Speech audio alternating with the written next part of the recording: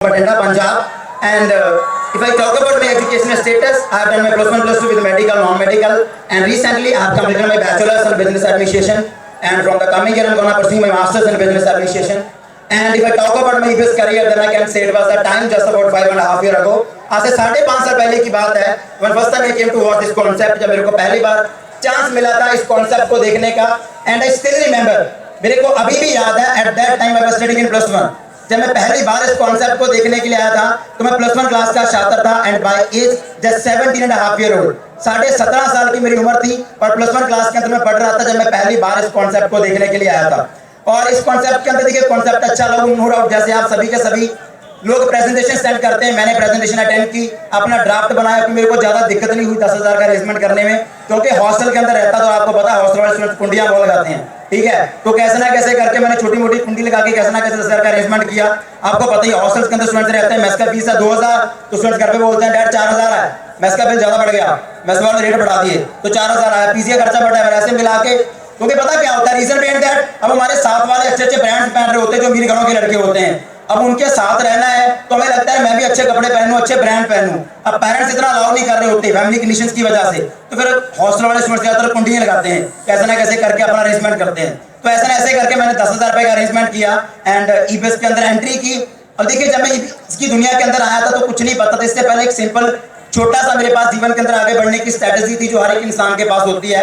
When I was studying in +1, I used to think कि मैं अपनी +1 कंप्लीट करूंगा, then after I go for my +2, then after I will go for my bachelor's, and after bachelor I will for my MBA, and MBA के बाद मैं अपना career शुरू करूंगा वही 15, 20, 25 हज़ार की जॉब से। और मेरा मानना है कि सर मेरे पास नहीं, इंडिया के अंदर रहने वाले 99% स्टूडेंट्स के पास यही स्ट्रेटजी होती है अपना करियर बनाने की, अपने जीवन के अंदर आगे बढ़ने की। And up to +1 I was running with strategy, मैं इसी स्ट्रेटजी के साथ जीवन के अंदर चल रहा था कि शायद इसी स्ट्रेटजी के साथ सारे लोग अपना जीवन बनाते हैं, तो मेरे को भी तो इसी स्ट्रेटजी के साथ जीवन बनाना पड़ेगा। तो चल रहा था, चलते चलते +1 क्लास तक पहुंचा तो ईबीएस का कॉन्सेप्ट देखने का चांस मिला। वहां पे प्रेजेंटेशन देखी, पहले दिन कुछ ज्यादा समझ में नहीं आता, हम क्लास में जाते हैं टीचर कोई भी टॉपिक करवाता है कि पहले दिन 100 का 100% टॉपिक समझ में आ जाता है, या सुन लो बहुत सारी चीजें छूट जाती हैं। तो पहले दिन पूरे का पूरा कॉन्सेप्ट समझ में नहीं आया, इतना ज्यादा इंटेलिजेंट नहीं था कि वहां के बताई कि हर एक बात को ग्रैब कर लूं, पर इतना ज्यादा नालायक भी नहीं था कि पूरे के पूरे कॉन्सेप्ट में से कुछ भी ना समझ पाऊं। तो कुछ 4-5 बातें समझ में आई जिनकी वजह से मैंने ईबीएस के अंदर एंट्री की, चलना शुरू किया। अपलाइंस ने बेसिक ट्रेनिंग दी, जितना भी उस समय था व्हाटएवर जैसे भी था, जैसे काम करने की स्ट्रेटजीज थी, जैसे काम करने के तरीके थे, उस हिसाब से मेरे को बेसिक ट्रेनिंग मिली, मैंने आगे बढ़ना शुरू किया अपनी +1 +2 के साथ। I was studying in +1 +2 medical non medical, तो दोनों स्टडीज के साथ मैंने अपने मेडिकल नॉन मेडिकल के साथ कैसे ना कैसे मैनेज करके अपनी 5 ट्यूशंस के साथ मैंने any how I manage my studies and along with that मैंने ईबीएस के अंदर वर्कआउट करना शुरू किया। तो करता गया 2 महीने निकले, 4 महीने निकले, मेरी भी लाइफ चलनी शुरू हुई, 6 महीनों के अंदर सिल्वर कन्वर्ट हो गया। तो हमारे पंजाब के अंदर बड़ा क्रेज था कि बंदा गोल्ड बाद में मतलब पहले गाड़ी लेता था, तो मेरे को भी क्रेज था कि मेरी अपलाइंस के पास गाड़ी थी, स्टेज के ऊपर आके लोग अनाउंस करते थे, मेरे सीनियर्स अनाउंस करते थे कि मैं अपने कॉलेज का इकलौता ऐसा छात्र हूँ जो कॉलेज के अंदर पढ़ने के लिए जाता हूँ, खुद के पैसों से खरीदी गई 4.25 लाख की इंडिका वीडियो गाड़ी के ऊपर। जब मैंने उनको देखा तो मेरे को भी लगा यार, मैं बैठा सोच रहा था कि यार बंदे की कितनी टॉर हो गई है ना, पंजाबी के अंदर टॉर चढ़ाई होता लगाना, मैं सोच रहा था इसी कॉलेज के अंदर कितनी टॉर हो गई है ना यार, मैं बंदे की कितनी चढ़ाई होगी, कॉलेज के अंदर ही जाता होगा खुद की गाड़ी के ऊपर। अभी मैं इतना सोच ही रहा था, उस बंदे ने अगली लाइन बोली, कहता मेरे कॉलेज के अंदर किसी को ये नहीं पता होता कि ये वाला लेक्चरर आया कि नहीं आया, ये वाला प्रोफेसर आया कि नहीं आया, ये वाला स्टूडेंट आया कि नहीं आया, पर कॉलेज के अंदर हर एक स्टूडेंट को ये जरूर पता होता है कि आज मैं कॉलेज के अंदर आया हूँ कि नहीं आया। मैं सोच रहा ये कैसे पता चल जाता है, कहता है 4 लाख की गाड़ी पार्किंग अंदर खड़ी है, समझ लो कॉलेज में आया हूँ, नहीं खड़ी समझ लो नहीं आया। तो मैं सोच रहा था, मैंने बोला क्या बात है यार, बंदी की चढ़ाई है ना, तो मैंने सोचा मैंने भी गाड़ी लेनी है, इसलिए मैंने वर्कआउट करना शुरू किया। और एक मेरे अंदर छोटी सी आदत पहले से थी सेविंग की, कि जो मैं घर वालों से मेरे पेरेंट्स मेरे को हॉस्टल का जो महीने का खर्चा भेजते थे ना, वो जितना भेजते उसके अंदर सेविंग करने की आदत मेरे अंदर पहले से थी। अगर पेरेंट्स 10,000 भेजते तो उसमें से कैसे ना कैसे 3-4 हज़ार में हर महीने सेव करता था। मैंने अपना 40-50 हज़ार पहले सेव करके रखा हुआ था, अपने पेरेंट्स मेरे को पॉकेट मनी देते थे। तो धीरे धीरे चलते चलते ईबीएस के अंदर सिल्वर बना, मेरे को 60-70 हज़ार रुपया आ गया, 40-50 हज़ार वो पड़ा था, कैसे ना कैसे करके मैंने अपनी गाड़ी निकाल ली। तो मैं एक 4.25 लाख की गाड़ी मैं भी ले आया। और एक बात कहूँगा, मेरे को गाड़ी लेते लेते 1 साल हो गया था गाड़ी तक पहुंचे तक, और तब तक मेरे डैड मेरे थोड़े से खिलाफ थे। खिलाफ क्यों थे? क्योंकि वो मैंने उनको समझाने की कोशिश भी की, पता नहीं मेरे समझाने के अंदर कमी थी, पता नहीं डैड के समझने के अंदर कमी थी।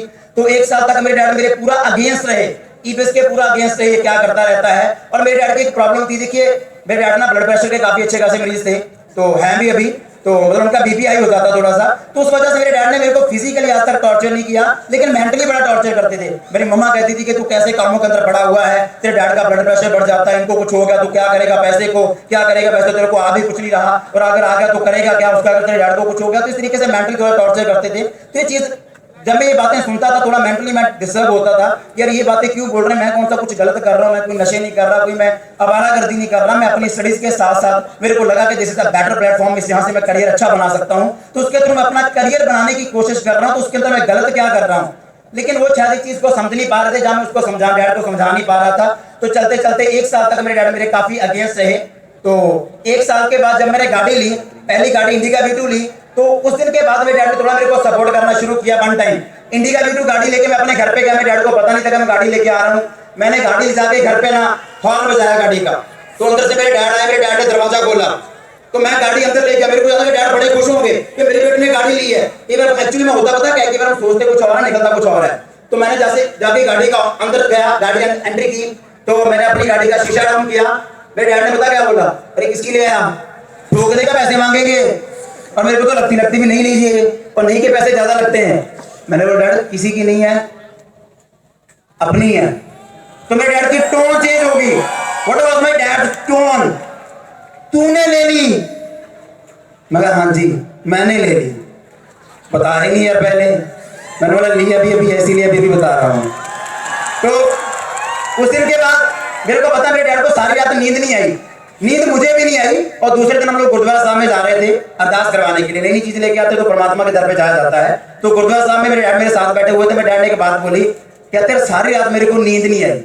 मैंने डैड एक बात बताऊं, नींद मेरे को भी नहीं आई। अब आपको क्यों नहीं आई?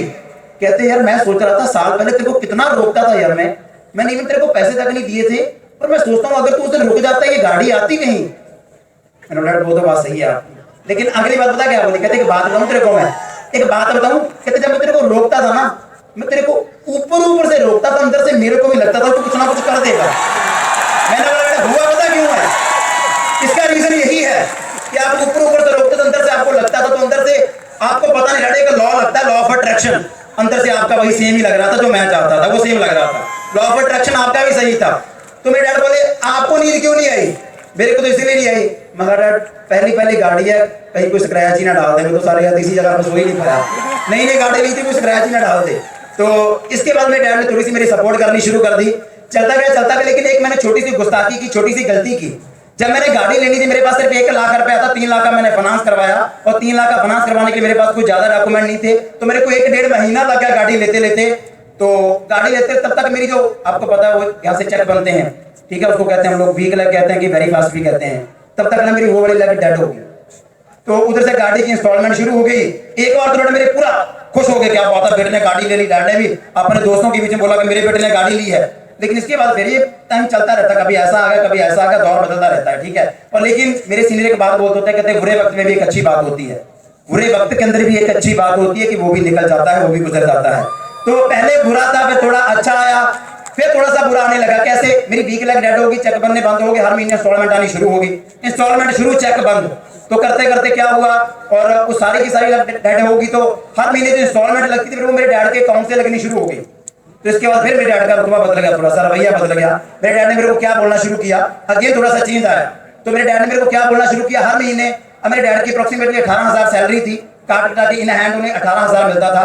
तो 18,000 में से 7,000 मेरी गाड़ी की इंस्टॉलमेंट लगनी शुरू होगी, पीछे रहेगा 11,000। 11,000 में से मेरे डैड ने 2 लोन और लिए हुए थे, उनके अंदर मेरे डैड की 5,000 हर महीने किस्त चली जाती थी, पीछे बता 6,000।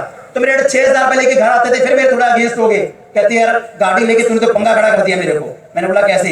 कहते मेरी सैलरी 18,000 है, 18,000 में से तेरी गाड़ी की इंस्टॉलमेंट, मेरी इंस्टॉलमेंट मिला के मेरे हाथ में महीना भर में काम करता हूँ, महीने बाद जो मेरे हाथ में पॉकेट मनी आती है ₹5,000 जो मेरे हाथ में पैसा आता है, मैं 5,000 अपने ऑफिस से घर लेके आता हूँ महीने के बाद। और मेरे वहां पे जो एक सर्वेंट है, जो सेवादार लगा हुआ, उसकी सैलरी वो भी कम से कम महीने बाद घर आता, 11,000 लेके आता। मैं वहां पे सुपरटेंडेंट हूँ, इवेंट में 5,000 का घर लेके आता हूँ। तो अगेन थोड़ा सा मेंटली मैं डिस्टर्ब होना शुरू हो गया।